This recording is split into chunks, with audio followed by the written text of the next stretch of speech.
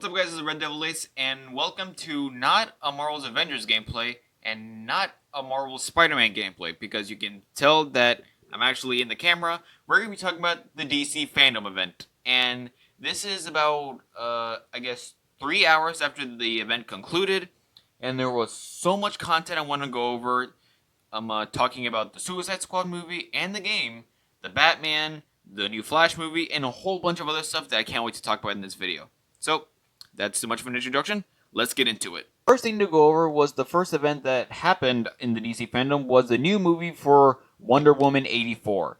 And this movie, well, I'll give a quick synopsis of it. Basically, this movie takes place about 60 or 70 years after the events of the first movie, and Diana Prince, aka the Wonder Woman, is trying to blend in with normal society by having a good job and obviously being filthy rich, because if you saw the trailer, there is no way that you can get that type of clothes with just a regular payday from a day job. But a new character appears, and it can't be Ares because he was already killed. So basically, my guess is probably a new Greek god or some otherworldly villain, and he somehow gives people the abilities to anything that they desire. It comes true, and the same thing can happen for Diana, because the person that showed up in front of her after this new character appeared was none other than Steve Trevor. And if you don't know why I'm saying Steve Trevor is back, it's because in the first movie, he completed a mission where he ended up blowing himself up trying to stop a boatload of gas going to the US. It was a really good sacrifice, and probably one that kind of scarred Diana. And another new character is Cheetah, played by Kristen Wiig, and as I saw from the trailer, the way that these two fight and the new action scenes that they have in the movie, absolutely monumental, and I really can't wait to see it.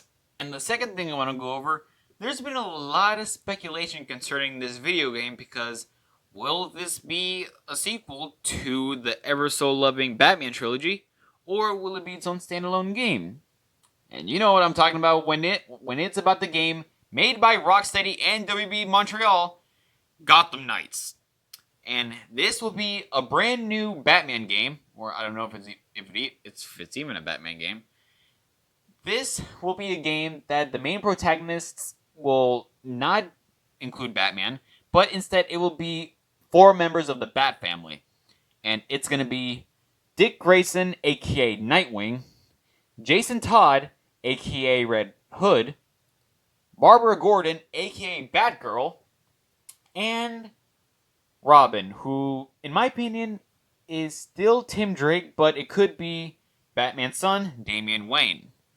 Now, I've been so freaking excited for this game because I've been waiting for a sequel to Arkham Knight for a really, really long time.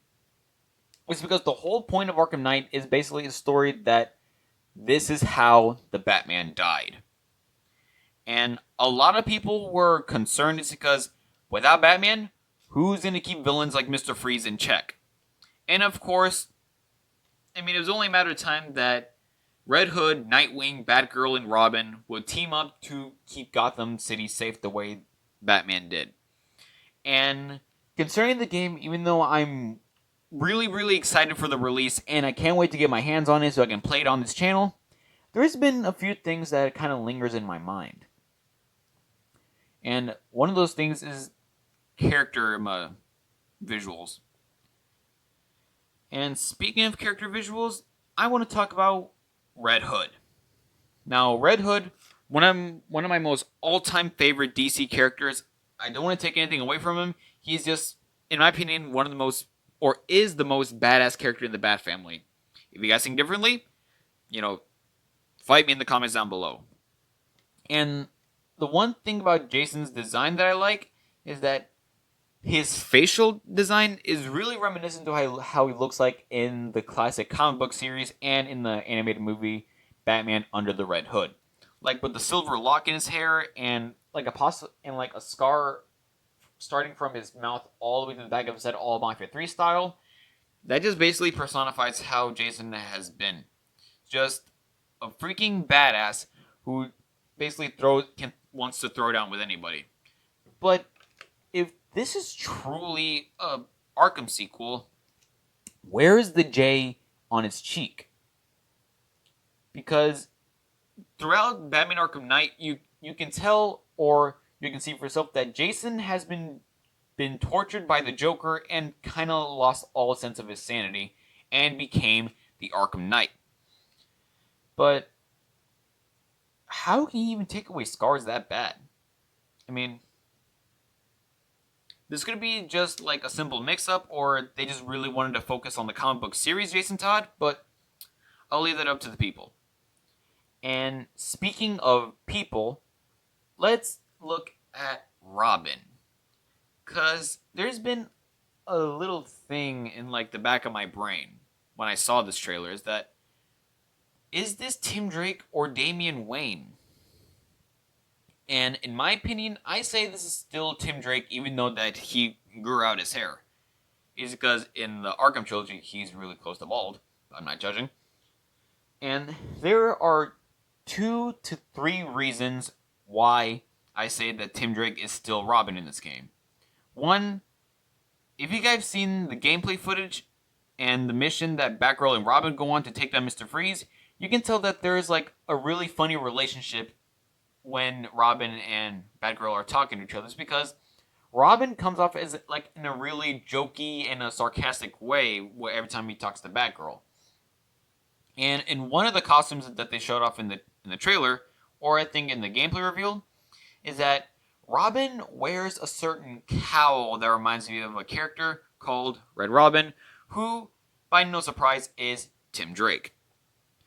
And they could throw us, around the edge and say that Damian Wayne is living up to the reputation of Red Robin. That could be pretty nice. And he's like more of a better character than the cold-hearted kid that he was in the animated series.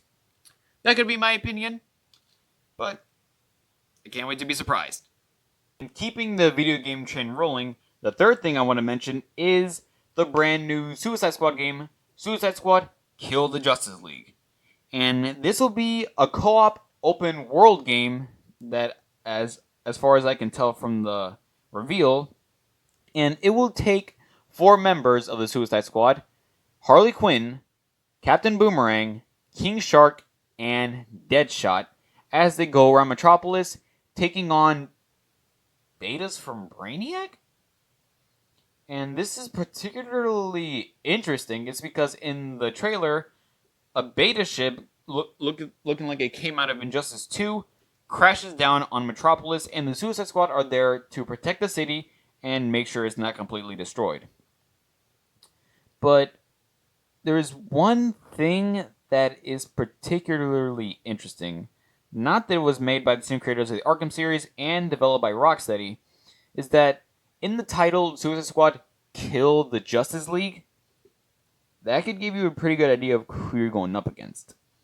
And in the trailer, you can meet one of your enemies in Superman, who looks like he's either mind-controlled or has been poisoned by the beta ship crashed into the city. It's because he saves a pilot, but then he kills him, but with his heat vision. But the color of his heat vision is not red or orange. It's purple. And I started thinking to myself, could this be a possible tie-in to the Injustice storyline?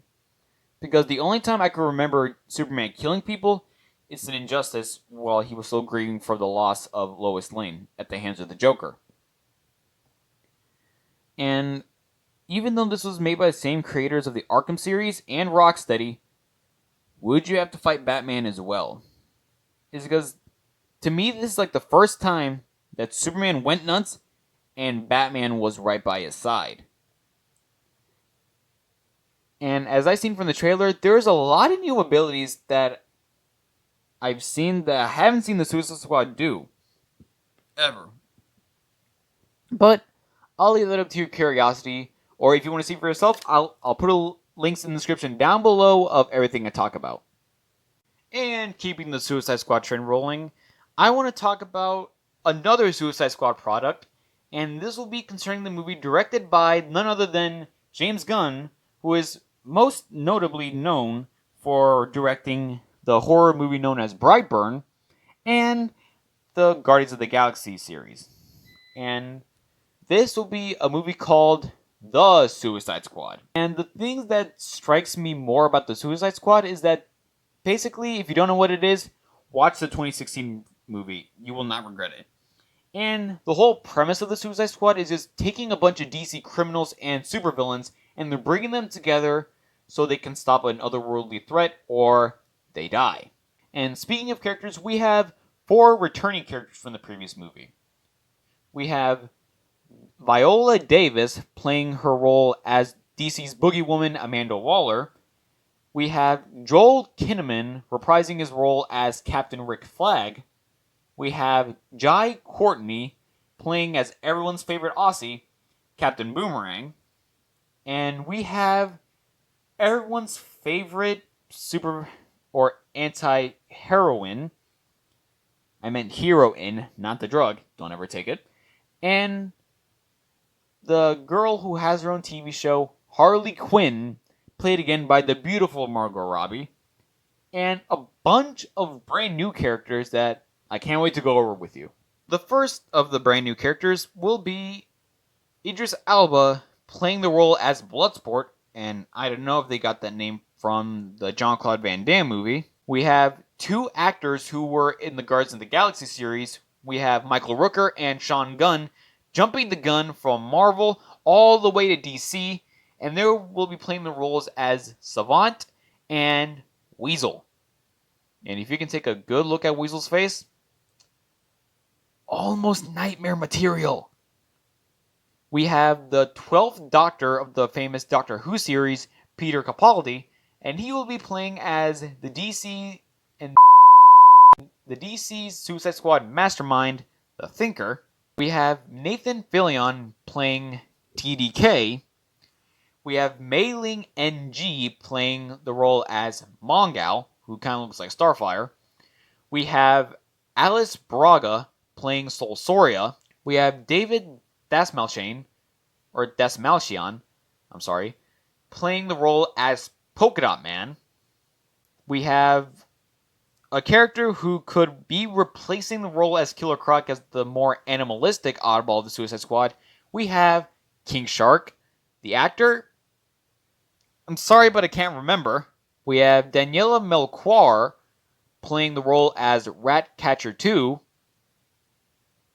Ratcatcher 2? What happened to the first one? We have the funny Pete Davidson playing the role as Blackguard. We have well-known YouTuber Flula Borg playing the role as Javelin. And last but not least, you can tell by the t-shirt that I'm wearing, is that WWE Champion John Cena will be in the movie as the Peacemaker. And to me, they basically doubled the amount of characters that they have in the first movie. Because in the first movie, they almost had like 7 to 8 characters. This, 16 to 17. Make the math yourself. And I have one question. Will this movie be a prequel, a sequel, or a complete reboot? It's because Rick Flag isn't the soldier that we know from the first one. He's more of a mercenary than anything else. Because now he's just a dude who has a freaking yellow t-shirt with a bunny on it, a shotgun on his back, like a pair of jeans and a pair of boots. What happened to you, dude? But aside from all that, I really cannot wait for this movie to come out. There's been a lot of speculation, but now the DC fandom has finally silenced them. And from the words of the producers, whatever you got going in your head that you think might happen in this movie, you could be sorely mistaken. And the 5th thing I want to go over is the reveal of the brand new movie called The Batman. And this movie, we will have Bruce Wayne being portrayed by Robert Pattinson, who was Cedric Diggory in the Harry Potter series, and Edward in the Twilight.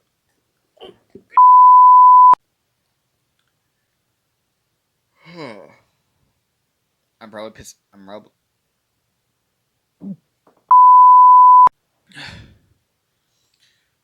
I probably pissed off a lot of people from doing that, but I really don't like the Twilight series. I really don't. It was said in the movie that they will be taking a particularly new turn when it comes to Batman being portrayed in a movie. It's because one of the facts is that this will be the second year when Bruce Wayne turned into the masked hero Batman, and also they keep using the word vigilante instead of hero. And if you don't know why that's not concerning, because if you're a hero, then people are already comfortable with you around saving the day. But as a vigilante, basically, people are not really used to you or feel threatened by you, and we don't know if you're gonna go rogue. And this is a really good take on Batman. It's because we haven't seen a movie where people are so threatened and like just really untrustworthy when Batman shows up.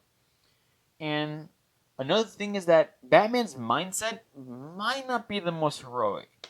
It's because they did say that he will, be taking down criminals because he feels like that's the right thing to do. But there's a little thing in his mind that he will do, but it's not out of the good of his heart. And there's been a lot of instances that who the main villain might be, and as you can tell by the green envelope and the 2 question marks that show up for 2021, that I have a pretty good idea that the main antagonist of this brand new movie will be none other than Edward Nygma, aka the Riddler. And it's just that this Batman movie might seem like more gritty, and they said that they're really gonna nail down on the corruption and like all the stuff that's happening behind the scenes of Batman's heroics. And in the movie there's a funeral, and my only guess is that would this be Alfred's funeral? Or would this be Thomas Wayne's and Martha Wayne's funeral? It's because when I said that this would be a more gritty version of the Batman, I think that Batman might not have like the whole like sanity thing because Alfred might not be there. But that's just my opinion. And also they wanted to make sure that this Batman looked realistic as possible. Like concerning the Batsuit and the Batmobile. It's because they wanted to make the Batmobile seem like have more of a modern feel. It's because to me it looks like a 2009 Dodge Challenger but with a giant turbine on the back. And that's pretty interesting concerning all like the different ways the Batmobile looked like over the years. And also they really wanted to get detailed as possible on the Batsuits because they wanted to make sure that this is something that he handmade himself instead of getting stuff from his company. That they wanted to make sure that the actors and the stunt doubles can actually move into the suit and actually, fight bad guys while they're doing their thing. And at the end of the trailer, Batman doesn't even call himself Batman. He just says that I'm vengeance. Maybe he probably didn't even look in the mirror and see the 2 giant horns in his cowl. What does it look like? A freaking bat. And you're a man, so why didn't you call yourself Batman? And that's pretty much almost all the main things I really wanted to cover, but I can't leave a lot of people hanging, so I'm just gonna try to go over as much as I can or the topics that gave me the most information. Number 1 will be the new Flash movie. And the Flash, aka Barry Allen, will be played by none other than Ezra Miller, who is reprising his role as the Flash as he did in the Justice League movie. And this movie could break a lot of barriers, is because, as you can tell by these images, that there will be a new Flash suit that is more smooth than the first one because it was all like covered in wires and stuff, and you can tell that there's a certain Batman in the background. Any guesses? If you don't know, that is close to the 1970s or the 1980s Batman played by Michael Keaton. And that's pretty surprising because they did mention a lot about time travel in this movie. So could we see a couple of cameos from other types of Earths. So could we see the Flash tangled with the likes of the Arrowverse, the Doom Patrol, the brand new Titans, or one of my most favorite DC films from 2008, could we see the Flash tangled with the Watchmen? A lot can happen, but it all depends on where the Flash goes and where our imagination goes. And also, there are a few things that I want to talk about. That the Sandman series, and if you guys didn't know, that there's a new Audible album about the Sandman, so you might as well go check it out. Like, I'm not a big fan of the Sandman, but I've seen a few like screenshots of like the comic strips that they have, and it looks pretty interesting. So, if you guys think that the Sandman is good, put it down in the comments below, and maybe I'll take a look at it. We have Dwayne "The Rock" Johnson, who will be playing the role as none other than, a lot of people has already speculated this, and Shazam's arch nemesis, Black Adam. After so long, Dwayne "The Rock" Johnson is finally filling the role as Black Adam. But in this particular movie, Black Adam will play the role as an anti-hero who's been imprisoned for his actions that he did in the mystical city of Kahndaq. But as you can tell by almost every single movie in this series, the main protagonist won't be alone, because he will be forming his very own Justice Society, and it'll be containing the likes of Dr. Fate, Atom Smasher, Hawkman, and a few other lesser-known Marvel supervillains or heroes. One can only imagine what Black Adam does. But if he does something, Kahndaq won't be too happy about it. And that's all I really wanted to go over. My overall opinion, DC Fandome, Bonafide 20 out of 10. it was so good, and it basically put a lot of people's theories to rest, and I can't thank them enough for that. And also, in honor of the Suicide Squad movie, I kind of made my logo based on theirs. Do you guys like it? Is it good? Is it bad? I don't know. So, thank you guys so much for watching me rant about the whole DC Fandome and what were my favorite parts of it. If I did leave some stuff out, I'm incredibly sorry. I just really wanted to get this video out to you guys as possible. So, please like, comment, share, and subscribe. Put down in the comments below what else you guys want me to react to. And I will leave in the description all the links that you can go to so you can see all of the trailers unfold. Once again, my name is RedDevilAce, and I'll be seeing you guys next time. Later.